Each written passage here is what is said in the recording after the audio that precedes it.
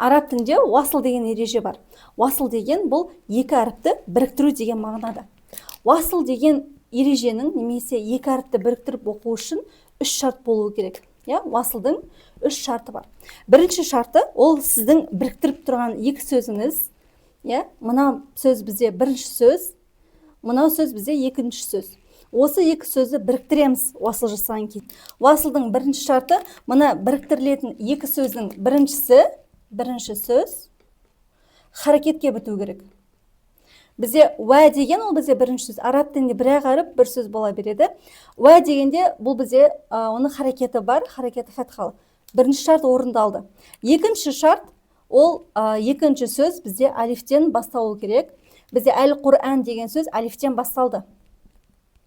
Үшінші шарт ол алифтан кейінгі әріп сукунды болу керек. Бізде әл дегендегі ләм сукунды.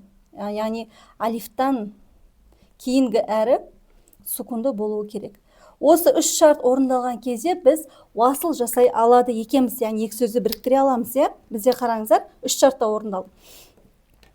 Уасыл жасаған кезде алиф әрпі өзінің харекетімен бірге оқылмайды. Оның төбесіне оның оқылмайтынның белгісі ретінде, немесе екі сөздің уасыл болатынның белгісі ретінде алифтің төбесіне мынандай белгі қойылады. Бұл белгіні уасыл белгісі деп атайды.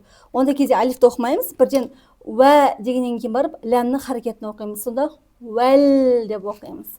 Кейбір адамдар уәл деп алифті оқығысы келіп уәл деп созып жібереді. Ол қате. Алиф оқылмайды, өйткені уасыл болады. Бірден уәл ұрып оқимыз. Уәл